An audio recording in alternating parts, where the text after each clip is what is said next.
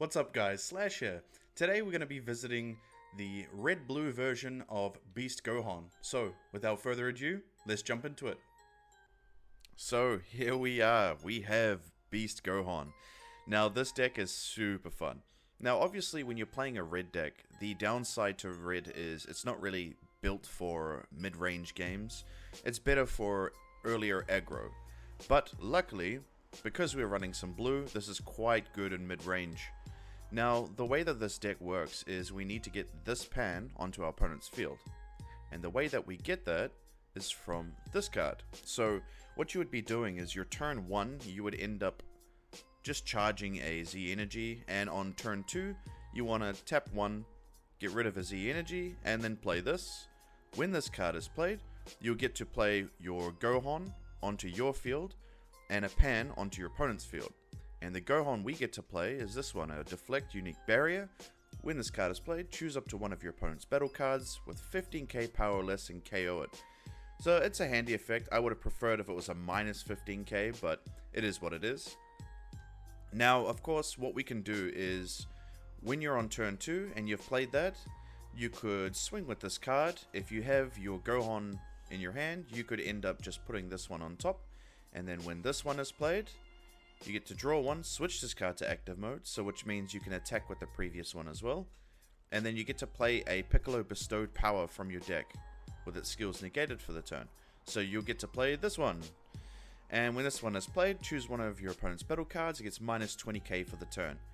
And at the end of your turn, don't forget, it'll get to restand and be a blocker. But what we want to try and do is we want to try and get our Piccolo Beyond Awakening onto the field, because when this one is there, when we get to our awakened side, because now we have a pan on our opponent's field, we're able to awaken. We get to use this effect. Now this is a really cool effect. When your Piccolo Beyond Awakening activates blocker or is removed from the battle area by an opponent's skill, at the end of your turn, add cards to your life till you have 4 lives left, and then you get to play your Gohan Z Leader. Now the Z Leader is awesome. It's a 20k double strike that you can pop out on turn 3 if you sequence things right or you just have the cards in hand. If you place one card from your Z energy in your drop, when this card is placed in the leader area, place up to one special beam cannon inherited power from your Z deck in the battle area. And then of course when this card attacks, draw one. At the end of your turn, restand all Piccolo SH cards to active mode. Now the special beam cannon is this one. Now this card is pretty damn impressive. It's a activate battle, you pay 1 red energy, you get to choose one of your opponent's battle cards, 35k power or less ignoring barrier and KO it, then you get to choose one of these following effects. Give your Z Leader plus 20k power for the battle, then remove your Z Leader from the game at the end of your turn. Or, choose up to one of your Red Sun Gohan SH cards with an original power of 30k or more, it gets 15k in double strike for the battle. So it's too bad it's not for the turn, because then you could have been a 30k double strike dual attack with your Beast Gohan battle card, but sadly not. That's why we only run one copy of it here. It's a pretty decent card. It's a 30k dual attack. You need to have 4 or more energy, and you get to play this for 2 energy, and when it's played, you get to minus 30k one of your opponent's cards. And if your opponent would activate a counter and you have the special beam cannon on your field, you get to choose one of your opponent's leader cards, and it gets minus 5k for the turn. So the limit 1, from what I understand, just means that you can't have multiple of these cards doing that at the same time. But every time your opponent's going to counter, this will get to reactivate, which means then you get to minus 5 again to your opponent's leader. So now that we understand the deck itself, let's actually get into the cards and what they're doing. So we have our pan here that we already seen. We've got our Gohan and our evolution for the Gohan, along with our Piccolo, and then of course the big boy Piccolo that we put on top to be able to Z awaken earlier. And what this card is doing is, when this card is played, you draw one, switch this card to active mode, and this card gets 5k for the turn. And additionally, you can use the activate main here. If you have a Son Gohan Beast Roar in play, which is the 8 costs we just looked at, switch this card to rest mode, your opponent can't activate blocker skill for the turn. So it can be handy, but I don't think you'll be seeing that too often. And then for the rest of the cards, we have, because we have a pan on our opponent's field, we're able to play this card. And if you remember this, it's a pretty decent card. It's a 19k dual attack that can bottom deck a 5 or less from your opponent's field. And they just need to have a pan in play. It's such a good card. We also have, for a bit of defense, we're using the Power Unshackled Son Gohan. So of course you'd combo with this card, you tap 1 blue energy, you play this, you'd swing for 15k, then you tap another blue energy, place this card in its owner's drop. Until the end of your opponent's next turn, your opponent can't attack with battle cards unless they choose one of their battle cards with an energy cost of 2 or less and place it at the bottom of their deck each time. It's super good. Then of course we also have our Defeating Demons. It comes standard in any red deck these days really. It's a really good card, double strike, minus 20k to an opponent's battle card for 1 energy. It can also be used as a blocker. We also use 2 Saiyan Youth Reddits for super combos, and of course 2 Beerus to help restand our energy during our opponent's turn.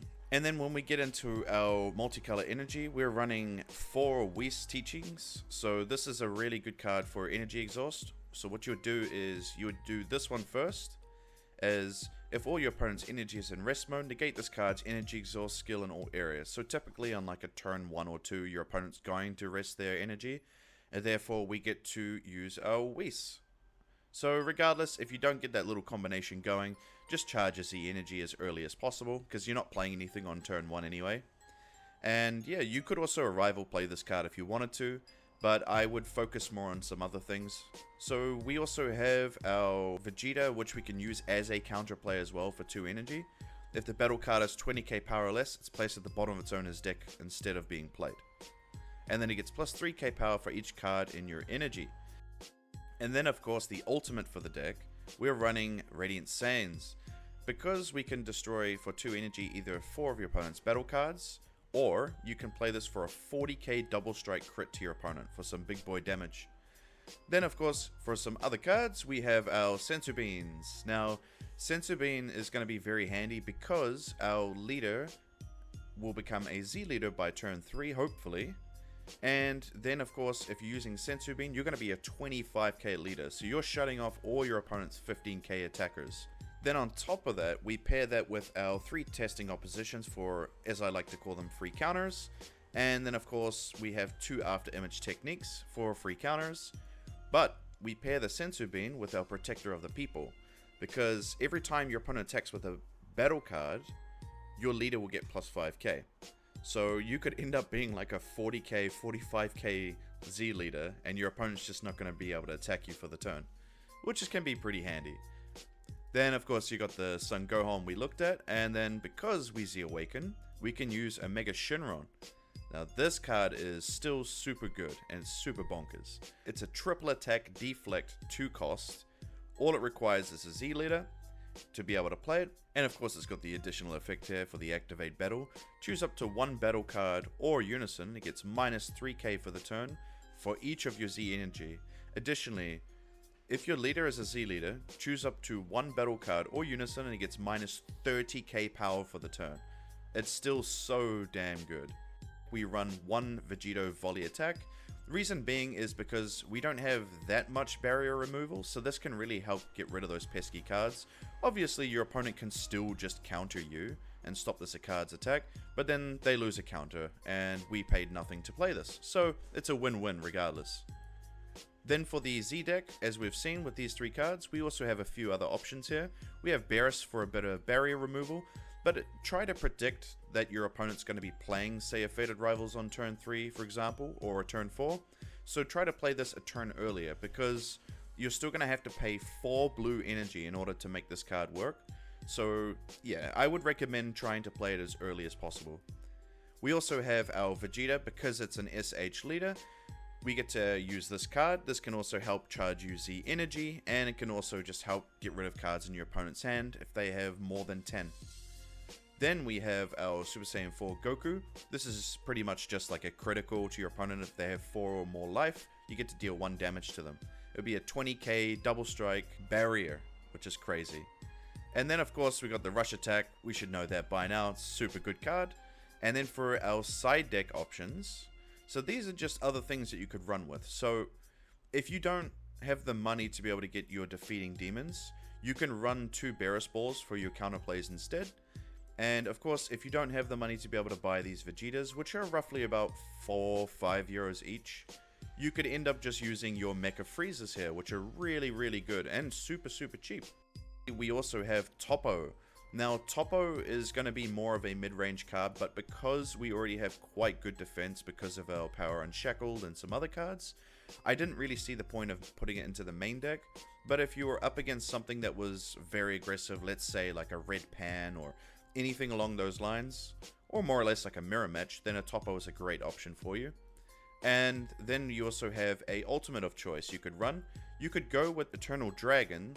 Reason being is you could choose one of your mono red battle cards, and that card will get 10k power and triple attack.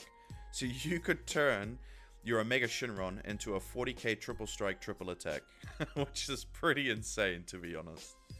And of course, it can allow you to play a battle card from your drop for free if you wanted to. So you could just play a Mega Shinron for free.